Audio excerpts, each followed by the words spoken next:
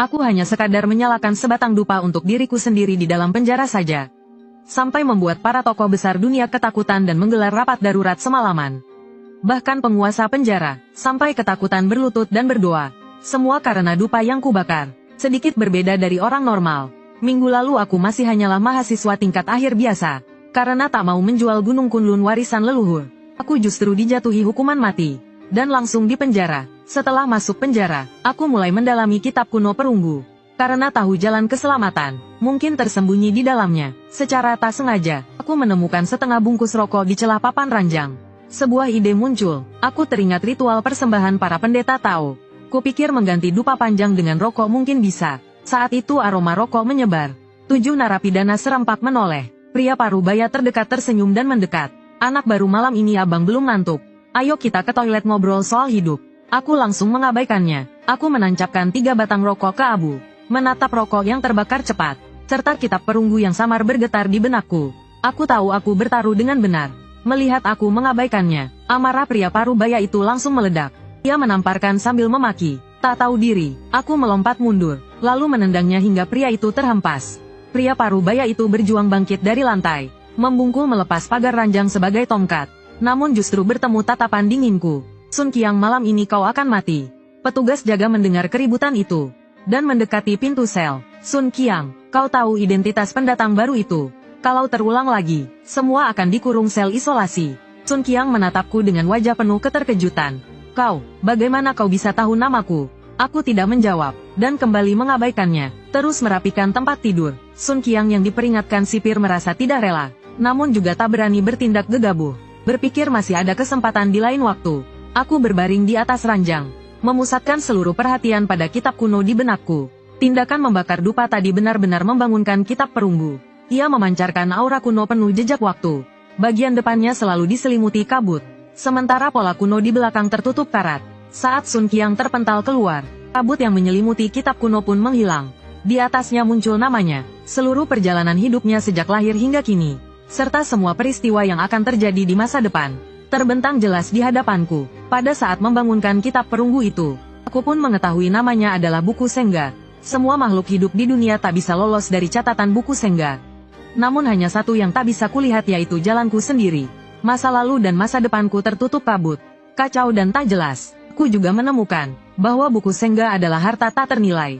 Sejak alam semesta lahir hingga kini, semua teknik dan kemampuan yang berkaitan dengan kultivasi, bahkan teknik kuno yang telah lenyap di telan sejarah, semuanya tercatat di dalam buku Sengga. Salah satu metode bernama Kitab Pembakar Dewa.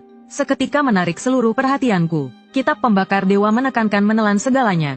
Selama memiliki energi semua bisa diserap. Aura yin pekat di penjara berubah menjadi nutrisi terbaik. Tanpa sadar aku berlatih hingga larut malam. Tiba-tiba, dari ranjang sebelah terdengar suara gaguk-gaguk. Wajah Sun Qiang saat ini terlihat sangat kesakitan. Napasnya terengah seperti angin kencang.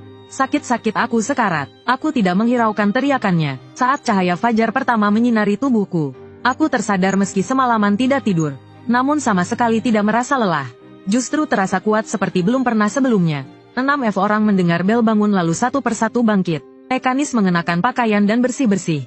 Melipat selimut menjadi bentuk tahu. Seorang orang yang cukup dekat dengan Sun Qiang. Melihat dia masih terbaring tanpa gerak.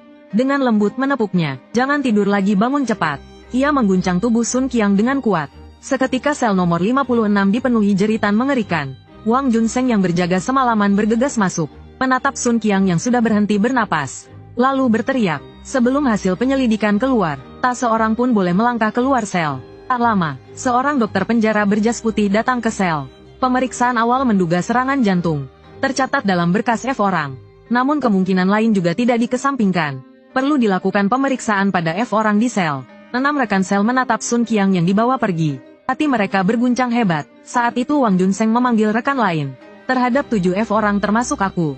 Dilakukan pemeriksaan singkat. Sialan anak itu terlalu aneh. Seperti peramal nasib. Menurutku bukan peramal, tapi pembawa ajal. Bang Sipir harus memindahkannya. Ini benar-benar menyeramkan. Malam-malam tidak tidur. Duduk bersila di atas ranjang. Sangat menakutkan. Mendengar ucapan beberapa orang. Wang Junseng saling pandang dengan rekan di sampingnya. Menahan sudut bibir yang hampir terangkat. Sebelum masuk penjara mereka berdua telah mendapat pelatihan profesional. Tak peduli seberapa lucu tidak akan tertawa. Kecuali benar-benar tak tertahan. Nada bicara Wang Junseng segera kembali serius. Rekan selmu semua bilang kau peramal. Apa tadi malam kau sudah meramal ajal Sun Qiang? Menghadapi interogasi Wang Junseng, aku bersikap sangat tenang. Menurut Pak Wang bagaimana? Kita semua orang dewasa, harus percaya pada sains. Begitu kata-kata ini terucap, Wang Junseng dan rekannya sama-sama tertegun. Aku baru tiba di penjara tadi malam. Sebelumnya tak pernah bertemu. Lalu bagaimana mereka tahu marganya? Wang Junseng juga bertemperamen keras. Ia menghantam meja dengan keras. Kutanya jawab saja apa yang ditanya. Jangan bertele-tele omong kosong. Kau hanya sampah masyarakat. Aku punya banyak cara untuk membereskanmu. Mataku jernih dan dalam. Wajahku tanpa ekspresi apapun. Seolah aku menembus Wang Junseng sepenuhnya. Membuatnya merasa tak nyaman dan canggung. Pertanyaan selanjutnya berjalan sangat prosedural.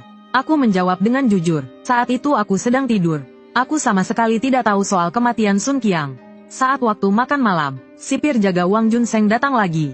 Ia menyuruh 6F orang segera keluar berbaris untuk makan, dan hanya meninggalkanku sendirian. Katanya ada beberapa hal yang ingin dibicarakan. Aku tersenyum dingin. Semua sudah kuduga. Setelah 6F orang itu berjalan cukup jauh, Wang Junseng mengeluarkan kotak makan yang masih mengepul. Sepertinya kau sudah tahu aku akan datang. Aku tidak menjawab pertanyaan itu, hanya menggunakan sumpit sekali pakai, dan menyuap nasi besar-besar ke mulut. Melihat itu Wang Junseng tak berkata apa-apa lagi. Ia mengamati dengan tenang. Saat aku hampir selesai makan, ia kembali menyodorkan sebotol air. Aku mengucapkan terima kasih singkat, dan menerima air itu, menatap Wang Junseng yang tampak tidak sabar. Aku mengangguk pelan. Melihat aku mengangguk mengakui, Wang Junseng langsung bertanya, bagaimana kau membuktikannya? Hanya menebak Sun Qiang mati karena jantung tidaklah cukup. Menatap Wang Junseng yang duduk di hadapanku, aku berkata dengan nada datar. Tahun ini kau berusia 29 tahun, belum menikah, tapi punya pacar yang sudah berhubungan 6 tahun. Semua rencana pernikahan sebenarnya sudah disepakati. Namun ibu calon istri tiba-tiba minta tambahan 500 ribu. Kau tidak sanggup menyiapkan uang sebanyak itu, dan juga menolak menjadi menantu tinggal serumah. Setiap hari kau tertekan karena masalah ini. Awalnya Wang Junseng punya banyak hal ingin dikatakan. Kini semuanya tertelan kembali dalam satu tarikan napas. Bisa menjabarkan kesulitannya sedetail itu. Selain karena kau peramal, aku benar-benar tak bisa memikirkan jawaban kedua. Aku menatap Wang Junseng lalu berkata, kau tahu kenapa ibu mertuamu tiba-tiba berubah pikiran? Karena kerabat ibu mertuamu memperkenalkan kandidat yang lebih baik. Pihak itu adalah manajer menengah perusahaan swasta besar. Karena itulah dia mendadak berubah sikap, dan meminta tambahan 500 ribu, untuk memaksamu mundur. Ucapan ini bagai petir menyambar. Aku berdiri dan meregangkan tubuh. Seperti guru yang menasihati muridnya. Seorang pria dewasa tak seharusnya mudah menangis. Lagi pula, masalah ini masih punya jalan keluar. Percaya atau tidak aku bisa membuatmu bebas dari uang mahar. Bahkan membuat ibu mertuamu memberimu 1 mobil tambahan. Mendengar itu tatapan Wang Junseng penuh kewaspadaan. Aku tak menganggapmu orang yang baik. Hal berisiko sama sekali tidak mungkin. Aku tak ingin menghabiskan sisa hidup jadi teman selmu. Aku terkekeh pelan. Jari jemariku mengetuk dinding dengan ringan. Yang perlu kau lakukan sangat sederhana. Luangkan waktu pergi ke rumahku. Lihat bagaimana keadaannya. Jika kelompok beberapa bulan lalu itu, setelah aku masuk TY, hal pertama yang mereka lakukan pasti mencari sertifikat tanah. Jika Wang Junseng pergi ke sana, dan mendapati rumah itu berantakan, kemungkinan besar memang ulah mereka. Setelah terdiam cukup lama, Wang Junseng akhirnya setuju. Sekarang, kau bisa memberitahuku bagaimana mewujudkan ucapanmu tadi. Melihat ikan sudah menggigit kail, aku pun tak lagi menunda. Malam ini pukul 10, ruang Mahjong Hao Yunlai di Jalan Huaping. Beritahu orang-orang dari Biro Ding. Lakukan penggerebekan mendadak. Masalahmu akan langsung terselesaikan. Mata Wang Junseng sampai melotot. Dia merasa ini tidak dapat diandalkan. Namun melihat ekspresiku yang yakin, akhirnya dia mengangguk kuat, menatap punggung Wang Junseng yang makin menjauh. Aku memperlihatkan senyum penuh makna. Ding Ye dan Biro Ding memang dua sistem berbeda, namun dalam banyak hal saling terhubung. Pada dasarnya mereka saling mengenal. Hubungan Wang Junseng dengan tim Wu dari Biro Ding cukup baik. Apalagi, tempat Mahjong Hao Yunlai hanyalah toko kecil di gang, yang biasanya didatangi orang parubaya di atas 40 tahun.